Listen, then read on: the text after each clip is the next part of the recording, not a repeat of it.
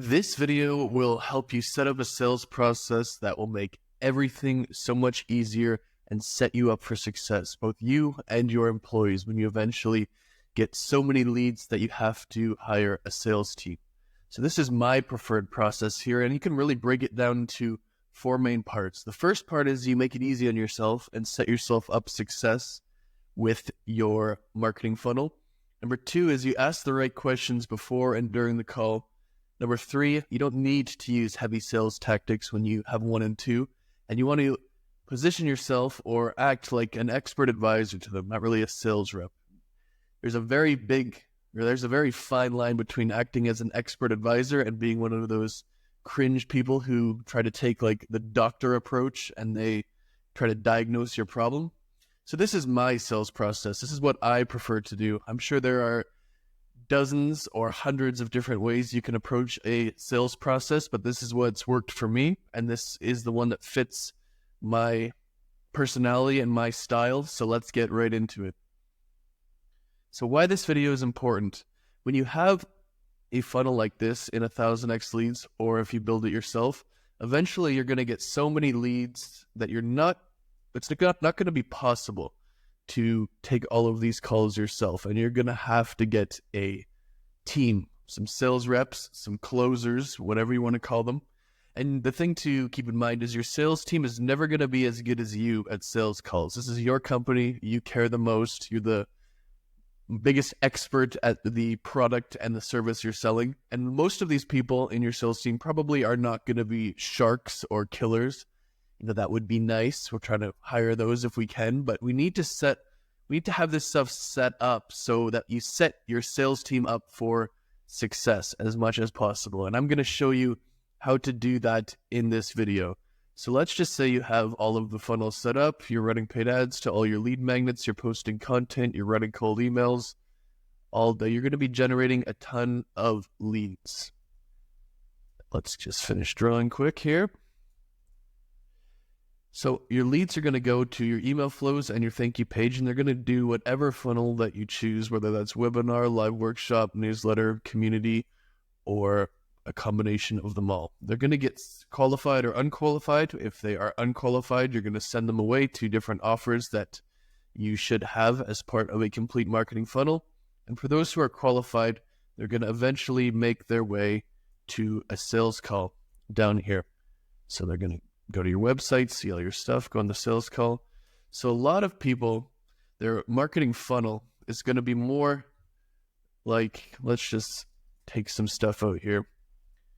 It's going to be more like this, where they do outreach to cold email to a sales call, and they wonder why they have no rapport, or why it's so difficult, or why the person they're talking to on the sales call is so skeptical. And it's not difficult to see why, because they don't know you. The first time they ever heard about you and is through cold email. You're still a faceless person, so to speak. You can replace cold email here for ads, like whatever. Content is a little bit different, because if they're reading or watching your content, they somewhat know who you are. But for ads and cold email, like, this is going to be the sales process that 99% of people have, and wonder why it's going to be so difficult, versus this. The value in having this and how or why it sets you up for success can be described with this picture. So you're in a sales call here, and the prospect has been reading your newsletter. They've checked out your webinar. They follow you on social media, watch your content, or read your content. They see your ads all the time. This is much easier. This is essentially this. You're selling the same service to the same person as you are here, but because they've gone through all of this, they've seen your content, seen your ads, received cold emails, downloaded lead magnets, seen your email flows, maybe watched a webinar or a newsletter, or joined your community, or whatever. It just becomes much easier to sell to them. It reduces the skill to sell to them, to where you don't have to memorize any lines or memorize any sales tactics or do that kind of stuff that so many people do, or worry about maintaining frame, or, the classic sales stuff, which is true. Like this, it is stuff you do for a reason, but we want to set ourselves up and our sales team up for success by putting them through this funnel before. However they get to the sales call is going to be dependent on them. But by setting them up for success, they are going to get a better close rate. They're going to become more confident, and then they're going to have a positive flywheel of getting you more and more and more and more sales. So they say, they, of course, who is they? But an average close rate from cold traffic in this scenario might be 20%. And it's not uncommon for, if they go through a funnel like this, 30 to 40% with the exact same person in each scenario, the exact same sales rep. So let's break it down, because I made a bunch of stuff here. So I have the website, the off-website stuff, the pre-call flow, the actual call, and the follow-up. So I have a bunch of different things to go over, and I'm going to go through them one at a time, because they are what makes up a complete sales process, so to speak. So I'm going to kind of break this up. So you can I'll get my marker here. You can think of this as one thing. This is like the pre stuff. You can think of your website as something else, and I messed up the thing there. You can think of the pre-call flow, and then the sales call, and then the follow-up of the sales call. So these are like the big sections or categories I made. This part is like what you do in 1,000x leads, or what you build on your own, either one. It's just about building the stuff, generating the leads, warming them up, getting them qualified or not qualified, and onto a call.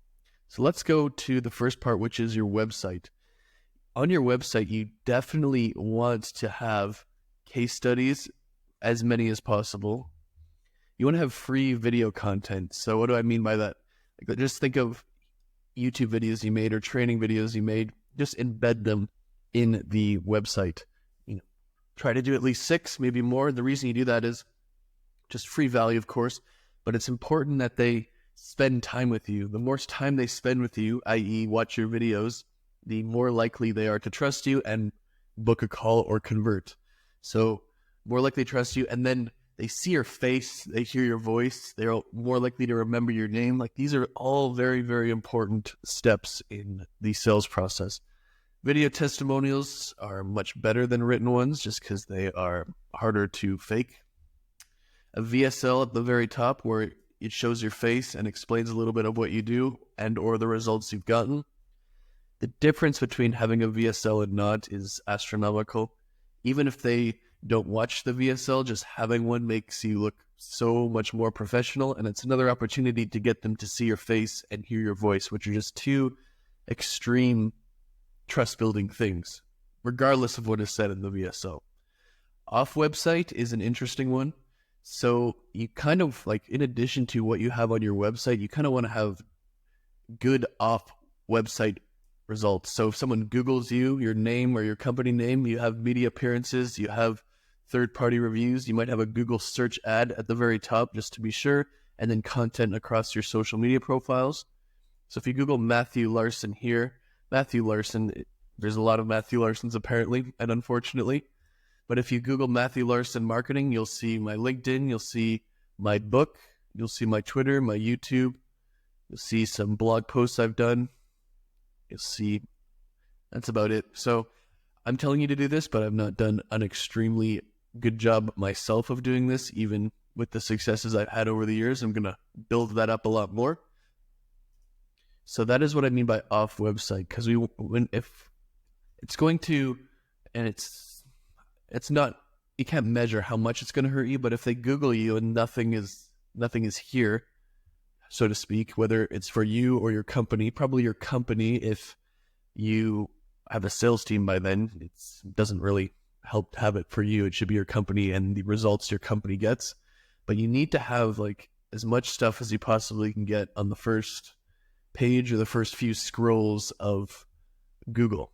It's a very important part of the sales process that really has nothing to do with selling. So YouTube, or the funnel, the website, and the off-website stuff, basically have nothing to do with the selling in terms of getting on the call, but they are equally as important as any other part of the process. So the next thing we want to do is our pre-call flow. So I made an example here using Calendly. So this is the information first that you should collect on your pre-call flow. So I'm going to go over it here. Your name, your phone number, your email, of course, your website, kind of self-explanatory. You want to get their revenue just so you know who is qualified and who is not, basically, and what kind of person you're talking to, what kind of level of client. People don't generally lie about their revenue on the Calendly. They might do it on a form, like on your website, to get a lead magnet. But generally, if they're booking a call with you, they are going to be honest, because if they're not, you're going to find out anyway on the call.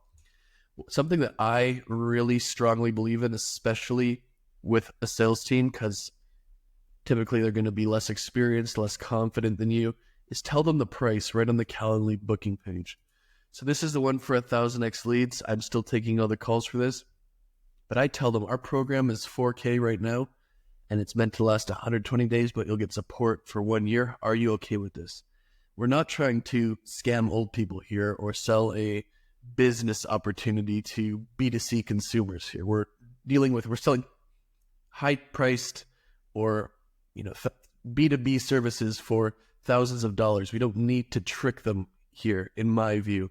Some people will disagree with me. I don't. This pre-qualifies them. If they're not okay with this, they're not going to book a call. So your sales calendar is not going to get clogged up.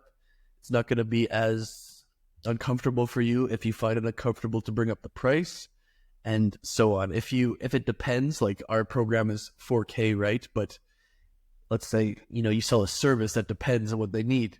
You would do, our service starts at 4K and usually goes up to 15K or something like that. The average person pays around 8K. Are you okay with this? Because if they pay 4K, they're going to be pleasantly surprised because the average person pays 8K. If they are going to pay, you quote them 12K, at least they kind of know that ahead of time. It's easier, it's not as much of a shock, and so on. If they pay 8K, that's what the average person pays. I strongly, strongly believe in this. I've never, in the past few years, never gone without this on the form. It's just make sure people who are able to pay don't book a call, because if they see that and they think it's too expensive, they're not a good fit anyway. You don't want to have conversations with people who can't pay. And so the next one is that I also really love, and someone told me to do this back, I have no idea who told me to do this, but it was years ago, is on your form, ask how familiar are you with our stuff on a scale of 1 to 10. So this is a great thing to ask because it will really push, how you do the sales call. If they're a 1 out of 10 familiar, that's good information with you, because they got to call, you're going to do the call differently than if they were a 7 or an 8 or a 10 or a 9 or a 10 out of 10 familiar with what you do. And then I always put, you'll be redirected to a page where you can read all about it, and I'll show you that after. And then I ask, what would be an ideal outcome for this call, as in like a written answer. I really love this too, because you can just, instead of guessing, they're just going to tell you. And I like to phrase it, what would be an ideal outcome for you, instead of what are you looking to get? What do you want? How can I help you?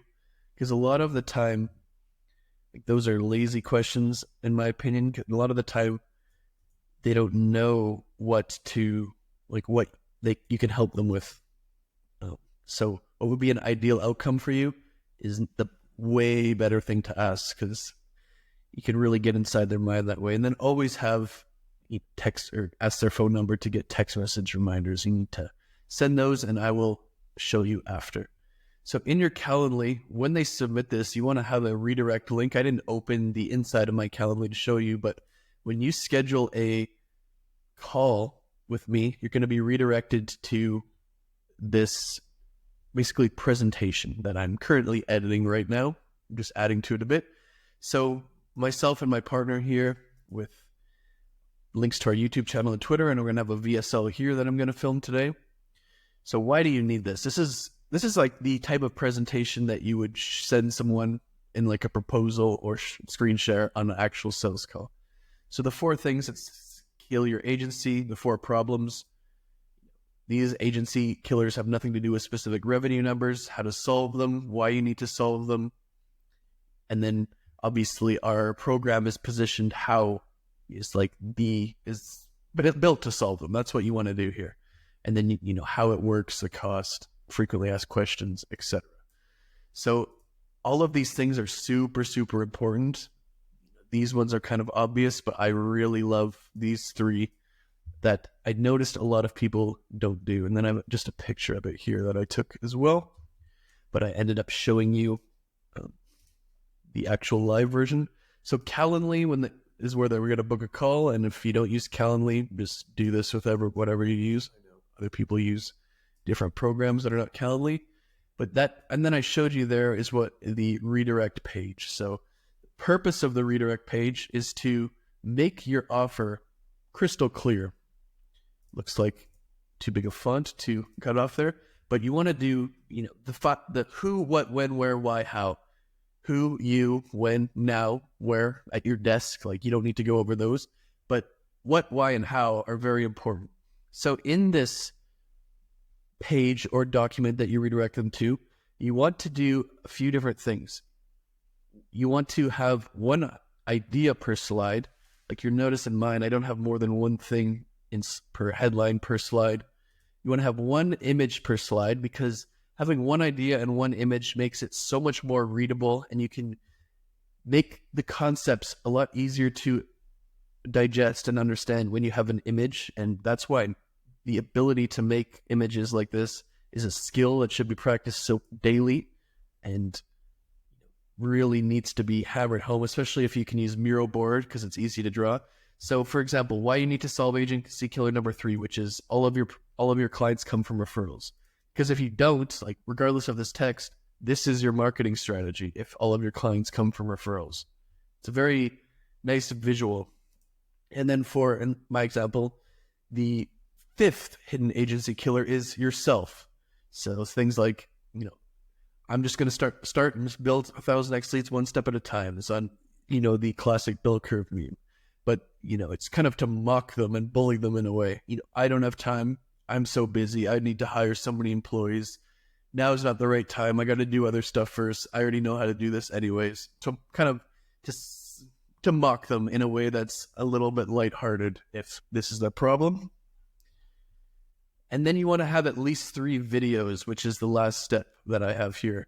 And you want to have one at the top, and then you want to have one for essentially you want to have one that essentially goes through this document, like you speaking, going through it just for clarity purpose. One for the program or the offer, like showing you how to do it. And one for different, like going over the cost, the details and stuff. And something that I really like to do is there's always going to be a cost, right? But there's also a cost of not solving the problems. There's a cost for your solution, whether that's money and or time, but there's also a cost of not solving it. So that is something that I really like to put in there.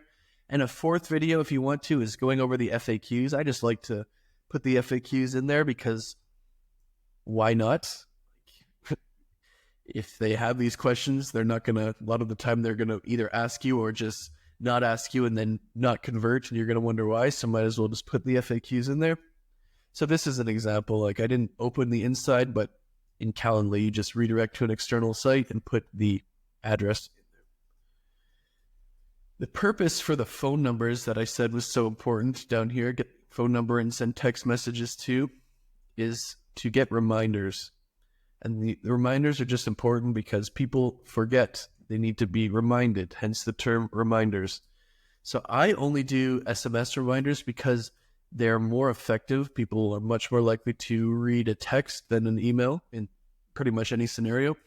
And I'm also going to be sending out pre-frame emails anyway, so we don't need to send email reminders as well as text. So I do 24 hours before, 2 hours before, and 30 minutes before. I've tested this a lot of time. This is just my preference. 24 hours before, obvious reason. 2 hours before, well, let's go to... A lot of people will do an hour before and 15 minutes before, but I have found that 15 minutes is almost not enough time if they're really like caught up in something to finish it. So I like to do 30 minutes before, and then an hour before and 30 minutes before would be too close together. So I just do 2 hours before, which is the reasoning behind that. Not the most scientific reasoning, but I have tested it quite a bit in my life. So the third thing, when they book a call in Calendly, they should be automatically enrolled in some sort of workflow or email sequence, whatever you'd use, Zapier or Make.com or your CRM, like Close.com, to do this. And these are what I at least refer to as the pre-frame emails. And I like to send 3 of these. So I have email 1, we have email 2, and email 3. Let me just remove that that line and just make them a different color instead. So let's make these different colors just to break them up, because there's different pieces of each. The first one is your propaganda email. And the propaganda in my case is, these agency killers. If my whole propaganda, my whole messaging is like, these are the 4 things that will kill your agency, which is true. I'm not lying or, saying something that's not accurate, but these are the things that I want them to believe. That these are the 4 things that kill your agency and you need to solve these. If they believe that, they're much more likely to buy 1000x leads than if they're not, right? So the top 1 to 4 things you want them to believe should be logical and believable and part of your service. So when I say that, the top 4 things that kill your agency, these aren't just random things that don't make sense. No one knowing who you are, not enough leads, all your clients come from referrals, and 99% of your leads are unqualified. Those are believable and or logical things that someone would say, okay, yeah, these things could kill my agency. It's not just something random that makes me or you, if you misapply this, look stupid. And then these things obviously should be part of your service. Email number 2, case studies, testimonials, examples, and more propaganda. You'll notice the same propaganda should be in all of these things because repetition is important. And then email number 3, I like to send them different YouTube videos of myself or just videos in general, because that is so important in my opinion, plus a little propaganda. Bonus points if your YouTube videos also spew the propaganda. So the difference is like night and day to, let's just compare having this to not having this. Without this, they might not even fully understand what you're selling them. Very important. Without reminders, they might not show up. And without these pre-frame emails, they're not going to believe what you want them to believe, as well as they're not going to see your social proof and be confident that you know what you're doing, and they're not going to be able to see some YouTube videos further showing that you know what you're doing. So you got to think of this as when they're talking to a sales rep, because you're going to be generating so many leads through this funnel that you're not going to be taking these calls. So you kind of have to set up this system, like I said, probably a few times so far, to give your sales team the best chance to succeed. You don't want to just give them a shit chance to succeed and then say, oh, these guys suck, and fire them and hire a new one. That's a waste of time, money, and you want your sales team to succeed. If they succeed, you make money. So very important pre-call flow. So far we've gone over their website, the off website, and the pre-call flow. I'm just deleting some of the stuff. Always go back to this. Like, when they go through the funnel, it's going to be a lot easier to sell them. When you have off-website stuff, such as media appearances, third-party reviews, search ads, content, etc., and on your website you have case study, your free video content, your video testimonials, and your VSL, in many cases, like, the goal of this, if you want to dispel this into one sentence, is by the time they book a call, they should already be sold. And the call is just to close the sale. It's not, you're not selling them on the call. That's a very important distinction to make, versus in this scenario, like, you would have to even explain what you do on the call and sell them on the call. And that's why it works at half the rate of this. So let's go to the next part, which is the actual sales call. So I kind of just touched on this. with your funnel, your website, your pre-call flow, it makes it 10 times easier on you and your sales team because they trust you from the funnel. You have all the information based on the good questions you asked that you need, and they know exactly what the offer is and what you are hopefully confident that you can do it. So this is before like the sales call even takes place. So before the sales call takes place, just make it a standard in your company that your sales reps do at least 15 minutes of research. Like a lot of sales reps will go one call to the next and they don't even know what the website and stuff is because they get off one call at 2 p.m. and then the next call at 2:01. Always make sure your sales reps have like 30 minutes in between their calls to view their website, read the ideal outcome from the Calendly question, because that is in the call booker's own words what the ideal outcome was. You're not guessing. And then review the 1 to 10, like how familiar are you out of 10 so you can guide the call. Very, very important. So next, let's go to the call structure. So the first thing that I believe everyone should be doing is starting the call by bringing up the ideal outcome that they said in the actual booking. It's an easy place to start.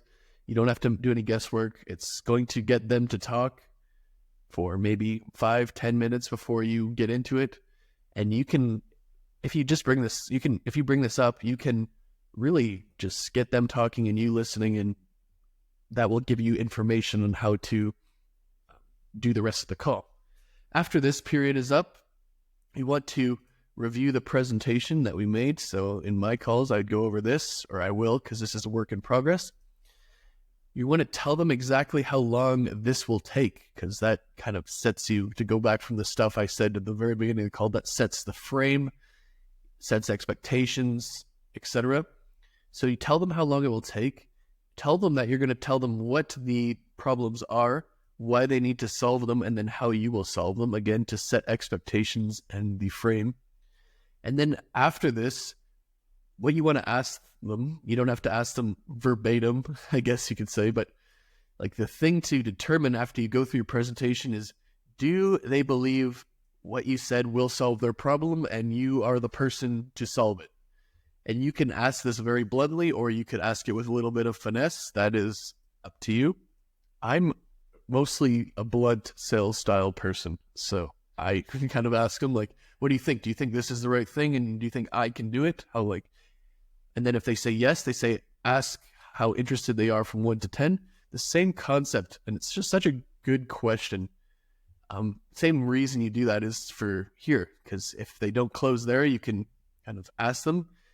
A lot of the time they're going to say, if they say 10, they're ready to start now. And so that's how you want to like position. Ask like, how interested are you in moving forward from 1 to 10? 10 being, I want to start like right after this call, or 1, I know I don't want to start. This isn't for me at all.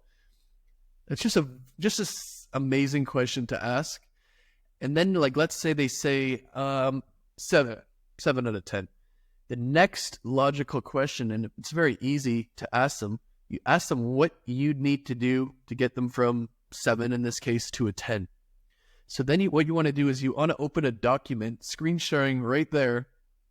And this is what I do, is figure out, what they need, because a lot of the time they're going to tell you, and sometimes it's going to be stuff that you can tell them. Sometimes it's going to be some stuff like, they need to figure it out. So you want to help them, like write down what they need to do to figure it out. And then you share this Google Doc. I'm just going to just not spell it out there. Share this link with them after the call. You can see when they view it. You can edit it, etc. And then what you want to do in this document, because let's say they're a 7 out of 10, and you shared the steps to hopefully get them to 10 out of 10. Pros and cons are very good here. If you can just lay out the pros plus cons, that has worked so well for me in the past, because there's always going to be cons. You might as well address them so they don't think you're stupid or trying to lie to them. In this document, make sure to precisely tell them what will happen in onboarding after they close. An example of this. So in this one, you can pay right in this document if you wanted to. In that thing, it'll tell them, like, Once you pay, you will automatically receive an email from Matt at Conversion Pages subject line. The sender, the subject line will say onboarding email. In that email, you'll receive 4 things. One of them will be your Slack invite, one will be an onboarding form, one will be an onboarding video, and one will be a Calendly link to book your onboarding call within 48 hours after you do the other 3. That paints a very clear picture in their head that eases concerns, gives them certainty, because people don't like uncertainty. And doing this, doing this can really help you close them in and of itself, because it just gives them so much certainty. It shows that you are kind of the expert, so to speak. And it looks like my camera froze, so we'll see about that in the bottom right or bottom left there. And looks like it is back now. So it just helps you get them to such a better degree for certainty aspect, and it really can help them close. So very, very important that, in my view, you follow this sales process perfectly. This is what I like to do. This is how I've closed, I would say, anywhere between 2,000 and 3,000 people in my life, personally, not including sales teams or companies, because I used to do all the sales for myself for a long, long time. And this is the process that I've refined over however long I've been doing it.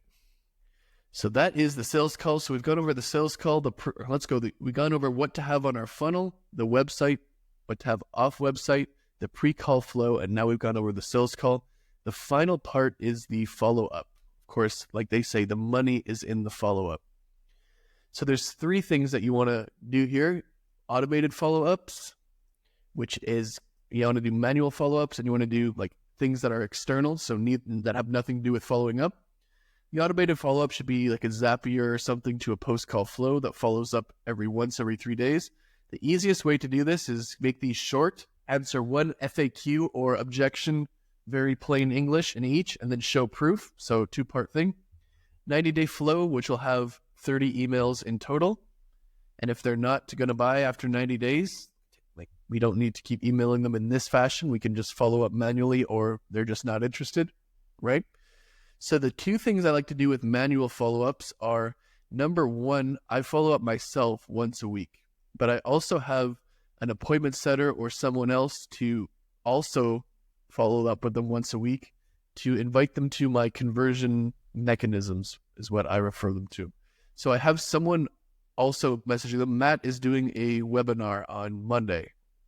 You want us to add you to it, or join Matt's group where he posts stuff every single day, or join Matt's live workshop on Friday, because these also give you another path to conversion, and you want them to connect with you and be learning from you and seeing you in as many places as you possibly can.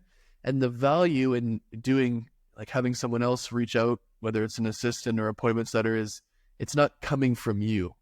Obviously you're the one telling them to do it, but it's not coming from you. So it's just different in their mind, in my opinion. And then external things. So the external things, these are things that have nothing to do with the follow-up, whether automated or manual. So during this process, keep posting content, especially on YouTube, and especially that shows client wins and successes. If they've talked to you, they're on your website, the algorithm's going to show them this stuff, maybe. You want to run webinar retargeting ads, live workshop retargeting ads, group retargeting ads, for the same purpose of your appointment setter or your assistant trying to get them to other stuff. More places, more offers, more reasons to connect with you equals more chances to sell.